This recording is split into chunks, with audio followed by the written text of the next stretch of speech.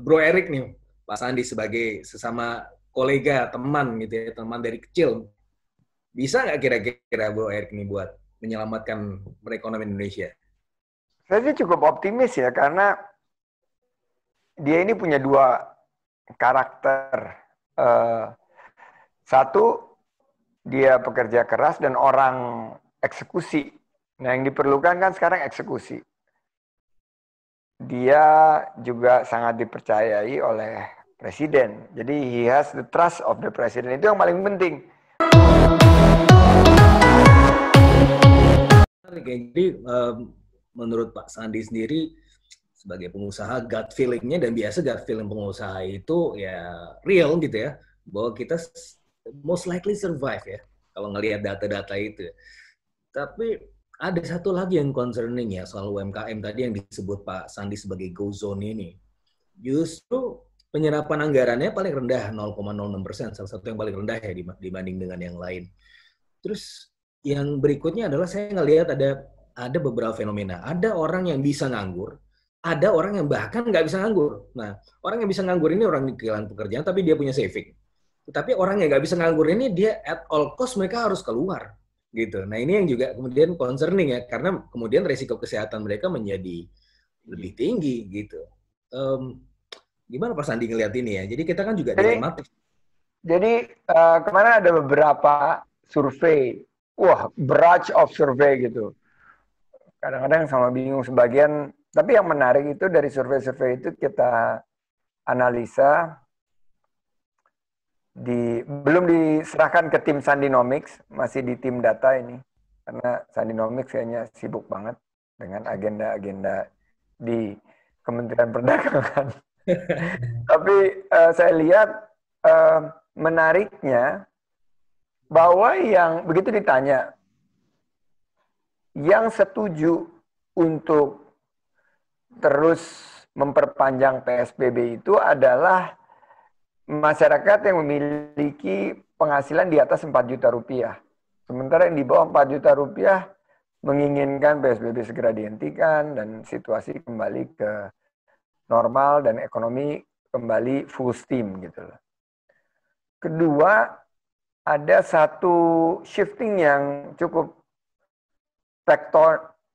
secara fundamental tektonik, di mana mereka menyadari ya ada masalah kesehatan, tapi prioritasnya harusnya ekonomi dong, gitu.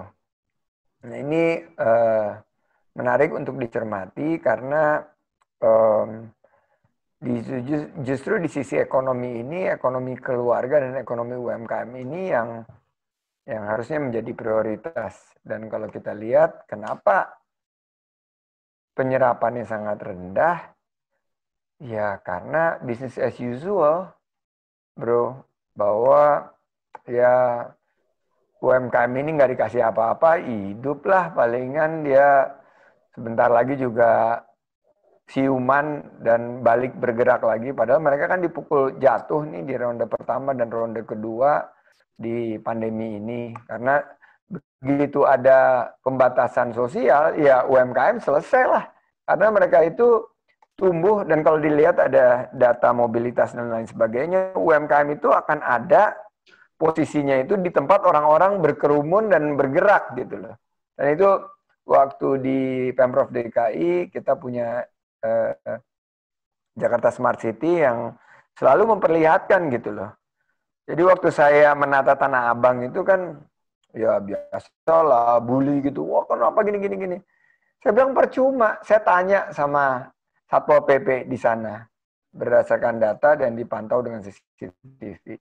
Dari yang para PKL atau pedagang, kita sebutnya pedagang kecil mandiri ya PKM, itu yang diambil dagangannya diurak-urak terus diusir, tingkat return to the same spot itu berapa persen? It's almost 99%, Pak Fitra. Karena mobilitas orang di stasiun turun, terus segala macam, itu yang menarik kegiatan ekonomi, as simple as that. Dan data tadi yang Pak Mas Gradi sampaikan sih ya, saya cukup yakin kalau tadi dilihat kan retail, makanan, ya itu berkaitan dengan kebutuhan kita. Jadi ekonomi ini akan balik ke primer dulu, jadi kebutuhan-kebutuhan, the basic daily needs, sembako, itu akan balik lagi, pangan.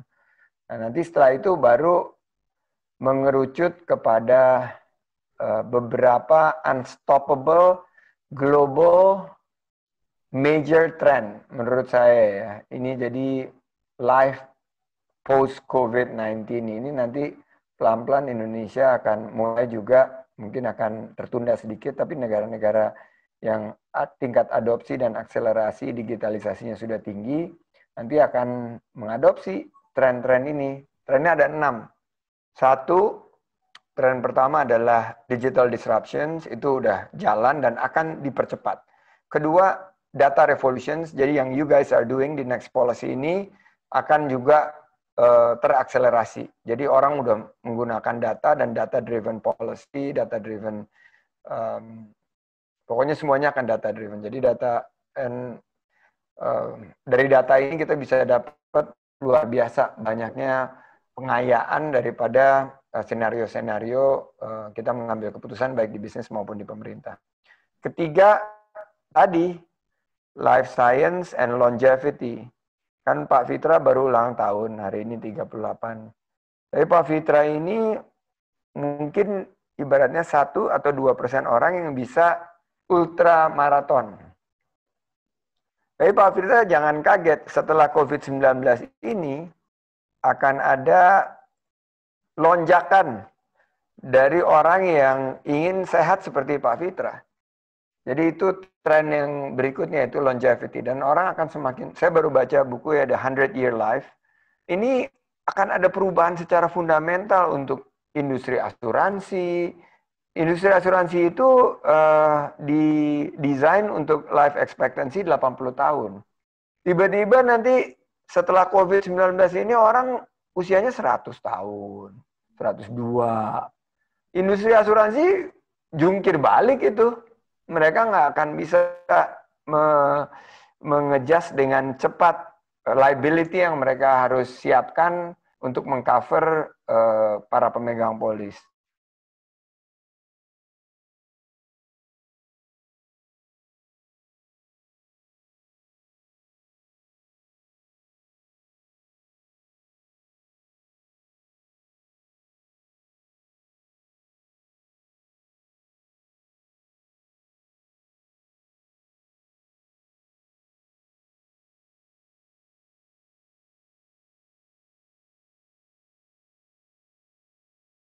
Caranya bagus banget EQI-nya.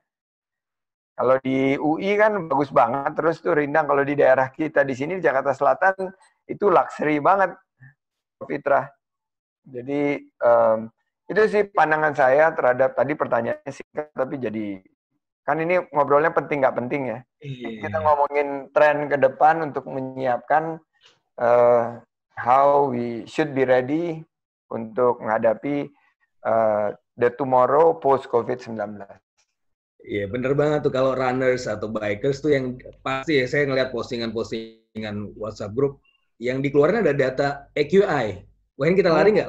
Lari nggak? Pasti EQI gitu ya. Memang ini menjadi the new normal gitu ya ke depan ya. Kehidupan barunya ya seperti itu. Nah, ini tadi menarik juga Pak Sandi juga bicara mengenai peluang Asia. Oke, Asia, Indonesia ada di mana? Nah, Indonesia ini sebetulnya in a perfect situation ya. Dulu kan kita selalu diajarin bahwa Indonesia ada dalam posisi geografis yang sangat strategis di antara dua samudra, di antara dua benua.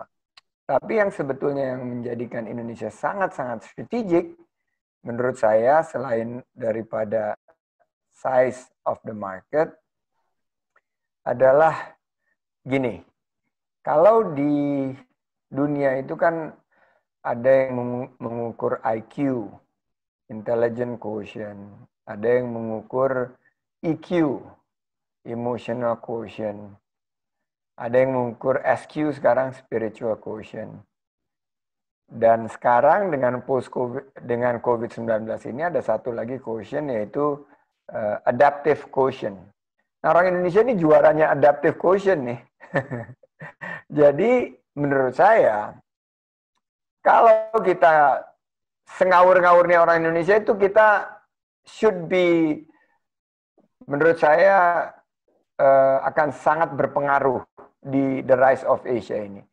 Iya, kecuali kita emang konyol gitu loh. Kita konyol, terus akhirnya yang dijanjikan structural reform nggak kejadian, terus akhirnya governance-nya ya nggak diperbaiki, janji-janji pembangunan yang nggak terrealisasi, demokrasinya memburuk, kepastian hukumnya memburuk, penyelenggaraan pemerintah yang clean, anti korupsinya juga memburuk. Nah, ini yang akhirnya membuat kita akhirnya jadi apa ya? Jadi mediocre menurut saya. Dan mestinya anak-anak muda kita di next policy ini harus mengatakan tidak kepada mediocrity. Kita harus juara lah. Kita udah 75 tahun merdeka. 25 tahun lagi kita katanya nembus ekonomi nomor 4 dunia, ya kita nggak boleh mediocre. Ya, ini kita semangatnya semangat bambu runcing ya. Jadi Oh. Belanda bisa diusir begitu kan? Masa Yoi. sekarang mentalnya jadi mental tempe gitu. Ya, kayaknya kita punya gen-gen kita memang gen pejuang gitu ya, Pak Sandi ya. Ini Yoi. dua pertanyaan terakhir nih. Pertanyaan ini ada kaitannya sama Bro Erick Thohir. Nah, Erick Thohir ini saya selalu semenjak beli Inter Milan, ya, saya Interisti tuh, saya selalu mendukung gitu. Bahkan pas beli Inter Milan tuh saya makannya harus di Hanamasa. Pokoknya ini sumbangan saya. Nanti bisa beli pemain bagus. Nah, sekarang Bro Erick Thohir ada di BUMN dan sekarang juga jadi salah satu ketuplak ya di gugus tugas pemulihan. Gimana nih ngeliat Bro Erick nih, Pak Sandi sebagai sesama kolega, teman gitu ya, teman dari kecil. Bisa nggak kira-kira Bro Erick nih buat menyelamatkan perekonomian Indonesia? Saya sih cukup optimis ya, karena dia ini punya dua karakter. Satu, dia pekerja keras dan orang eksekusi. Nah, yang diperlukan kan sekarang eksekusi. Dia juga sangat dipercayai oleh presiden. Jadi he has the trust of the president. Itu yang paling penting. Post ini bisa efektif kalau bos paling tingginya itu percaya. Nah, Bro Erick Thohir ini punya, itulah satu pilarnya, dia orang lapangan, dia eksekusi, orang kerja, terus dia memiliki trust dari the big boss, dari presiden. Nah, yang kedua ini yang susah sebetulnya untuk dimengerti bagi para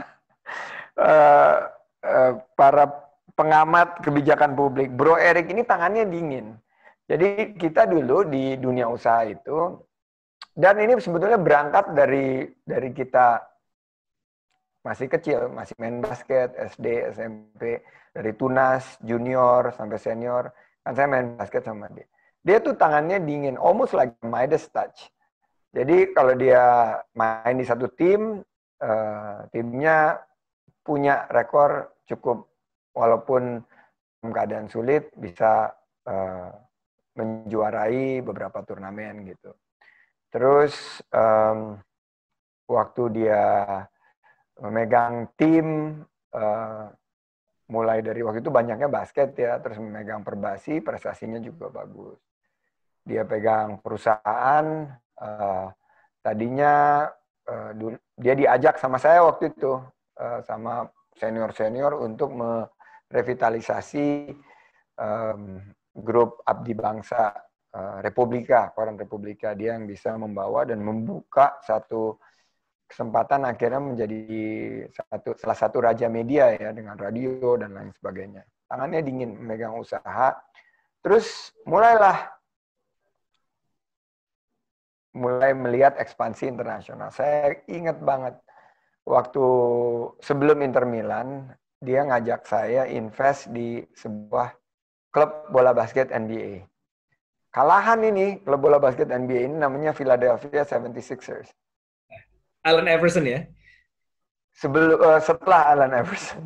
Jadi ada satu masa setelah Allen Iverson, di answer itu yang jeblok banget lah, dia di bawah terus. Rick ngajakin, terus saya bilang, Rick, ini serius nih buat happy-happy karena sama-sama kita senang basket. Enggak, ini bagus, gue bisa gini segala macam. Singkat cerita, di tangannya Eric dan kawan-kawannya itu, dia bisa mendapatkan beberapa pemain dalam waktu 2 tahun. 76ers masuk playoff. Terus dia satu saat dia telepon saya, San, ini waktunya kita jual, kita exit yuk, untungnya segini. Hah, bisa untung, saya bilang.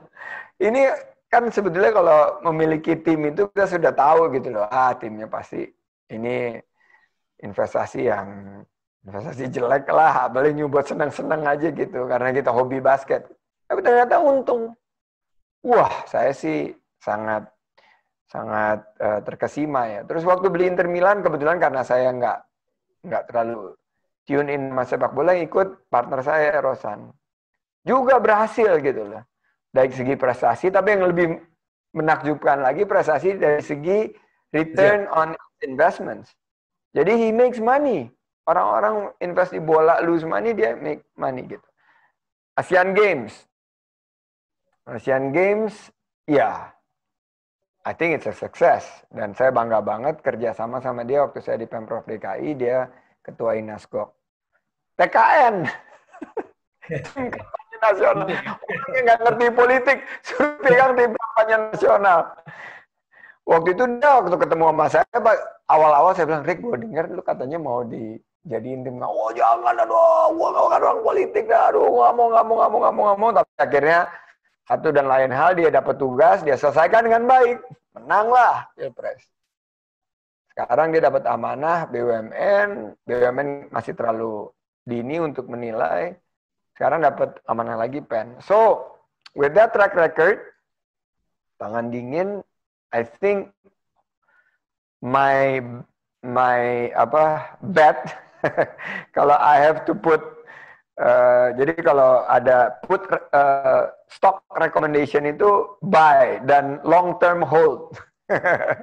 Buy. Jadi mudah-mudahan sukses Bro Eric dan PEN-nya, pemulihan ekonomi. Tapi memang banyak masalahnya sih. Dan masalahnya nanti kita diskusiin di the next policy yang nggak lagi pas ulang tahunnya Pak Fitran. Karena kita mestinya happy. Hari ini mestinya kan ulang tahun Bro, kita mestinya happy-happy. Ya, ini salah satu yang happy juga nih saya lihat dari beberapa survei yang saya baca, ada Carta Politika, ada mungkin dari SMRC juga kemarin ya. Itu namanya Pak Sandi selalu muncul sebagai calon presiden ya. Selain Pak Ganjar, ada Pak Bro Anies gitu ya. Terus ada Pak Ridwan Kamil. Nah, ini Pak Sandi selalu muncul. Padahal bukan gubernur, bukan wali kota. Kok bisa? Jobless. Papa online. Banyak nama yang ini ngikutin. Aku nggak terlalu ngikutin survei-survei itu, tapi kemarin diundang di rilisnya Indikator, aku tertariknya justru ngelihat di ini, Chief. Ngelihat dari survei-survei itu kan didesain untuk, ya kalau calon presiden ini kelamaan lah, 4 tahun dari sekarang, it's too far down the road. Tapi yang menarik di survei-survei ini adalah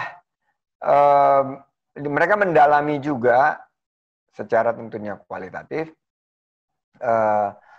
dan kuantitatif apa yang masyarakat rasakan gitu loh. Dan kelihatannya dengan shifting COVID-19 ini dan masuknya di ekonomi,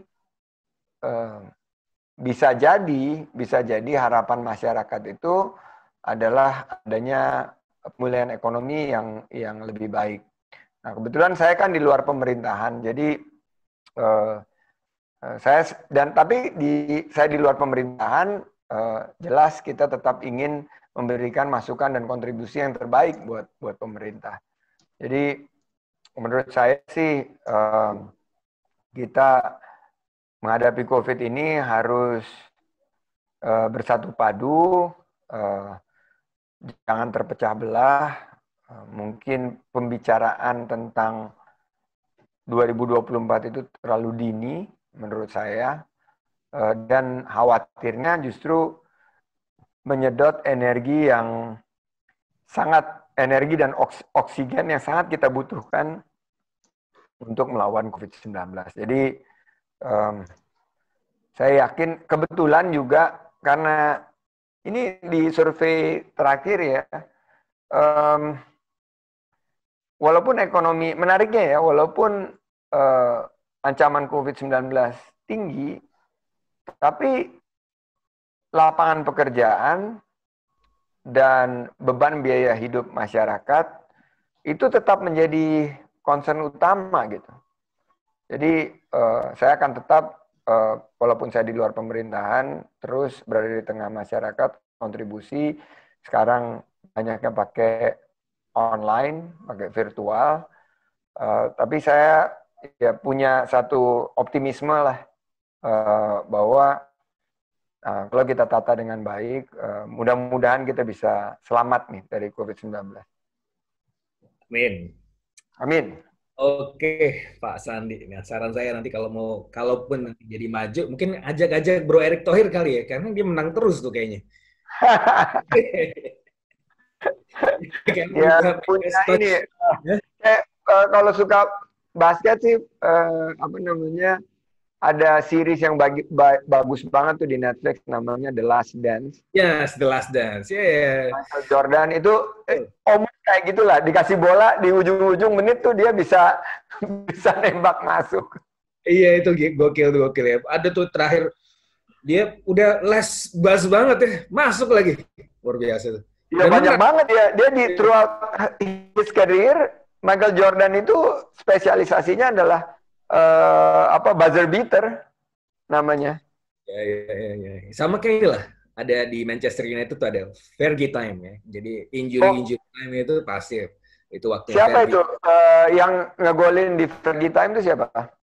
Biasanya kalau dulu ada Solskjaer, ada Sheringham gitu ya, dan di akhir-akhir kepelatihannya ada Rooney juga gitu ya. Ada bahkan juga sempat Cristiano Ronaldo, ada Carlos Tevez.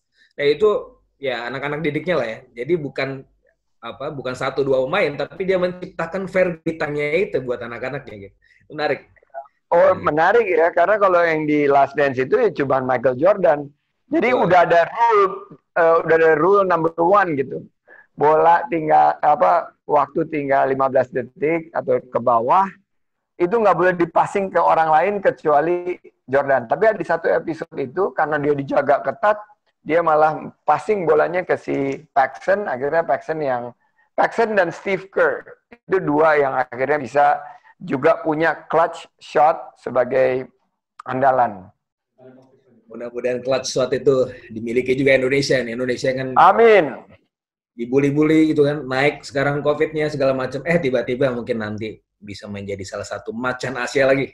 Oke, kita doakan sama-sama.